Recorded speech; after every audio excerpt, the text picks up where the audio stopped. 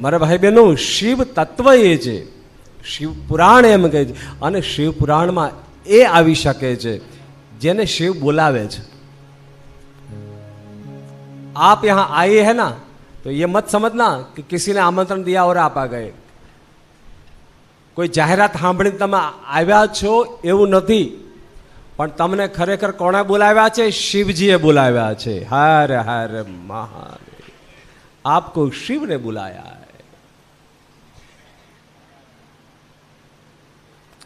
आपका और शिव का नाता जन्म जन्म का है. अगले जन्म में भी आप लोग शिव भक्त ही थे, मगर आप भूल गए थे ना. आप भूल गए, बीच में आप भूल गए थोड़ा सा समय. अब आपको फिर जागृत हो उठे आप कि हम कौन है, हम कहां से आए और हमें कहां जाना है. ये 3 सवाल है. हम कौन है, हम कहां से आए और हमें कहां है जाना. અને આ શિવ પુરાણ તમને આ માર્ગ બતાવશે.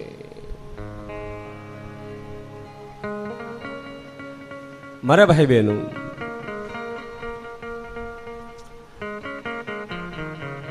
કલાતીત કલ્યાણ કલ્પાંતકારી સદા સજ્જનાનંદ દાતા પુરારી. કલાતીત કલ્યાણ કલ્પાંતકારી સદા સજ્જનાનંદ દાતા. ભગવાન શિવ, શિવ તત્વ શું છે થોડી સમજવાની કોશિશ કરીએ.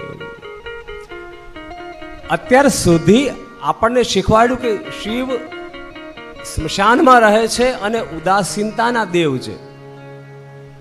શિવ એટલે ઉદાસીનતા, શિવ એટલે શાંત, શિવ એટલે ગંભીર, શિવ એટલે મૃત્યુના દેવ. આવું બધું આપણને શીખવાડવામાં આવ્યું અત્યાર સુધી. અને આપણે આવું બધું સમજી ગયા એટલે આપણે કોઈ દાડો એની સામું જોયું જ નહીં. શિવ મંદિરે બહુ ભીડ ઓછી થતી, પણ હવે તો શિવ મંદિરે અને મને કહેવા દો, કોઈ પણ સંપ્રદાયવાળા ભલે દાવો કરતા હોય કે અમારા અનુયાયીઓ ઝાઝા છે, અરે તમે ભૂલ કરો છો વાલા, અમારા શિવ જેટલા અનુયાયીઓ કોઈના નથી સાહેબ. શિવ ભક્તો જેટલા દુનિયામાં છે ને એટલા કોઈ સંપ્રદાયના ભક્તો નથી, યાદ રાખે. અને શિવના જેટલા મંદિરો છે ને દુનિયામાં, એટલા મંદિરો એકે ભગવાનના છે જ નહીં, બીજા કોઈ હોય શકે જ નહીં ને સાહેબ, કારણ કે મૂળ છે. કલાતીત કલ્યાણ કલ્પાંતકારી. ભગવાન શિવ એ દરેક કળાઓના માલિક છે. ભગવાનને જેવું નૃત્ય આવડે એવું નૃત્ય કોઈને ના આવડે. શિવને એની પાસેથી બધા ક્લાસ ભરેલા હોય દેવતા હોય, ત્યારે એ લોકોને નૃત્ય આવડે. અરે શિવને જેવું સંગીત આવડે, અરે આવડે નહીં, સંગીતના ઉત્પન્ન કરનારા જ શિવ, એના રચિતા જ દઈએ.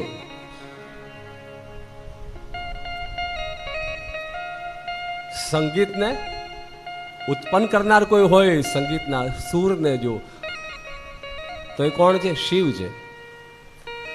સંગીતના સંશોધક જ શિવ છે બાપ.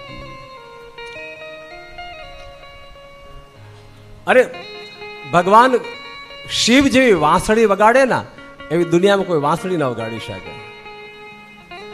ભગવાન શિવજી જેવા વાજિંદ્ર વગાડે એવા દુનિયામાં કોઈ વાજિંદ્ર ના વગાડી શકે સાહેબ. તમે શું સમજો શિવને? શિવ એટલે ઉદાસીનતા બેહી રહે જ નહીં, નહીં, નહીં.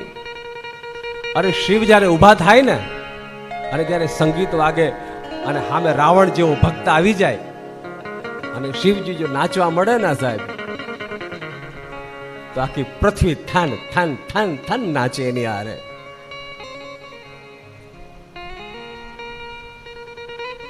શિવ આનંદના દેવ છે. કયા દેવ છે? અરે શિવનું પ્રાગટ્ય પૃથ્વી ઉપર જે જગ્યાએ થયું ને એ વનને પણ આનંદ વન કહેવાય. એ વનનું નામ છે નંદન વન. કયું વન? નંદન વનમાં કોણ? તમને કોઈ પૂછે તો હવે કહી દેજો, નંદન વનમાં મારા શિવજીનો વાસ છે. કોનો વાસ છે? નંદન વન. કયું વન? નંદન વન. અને એ નંદનવન એટલે બીજું કઈ નહીં, આજનું કાશી. કયું?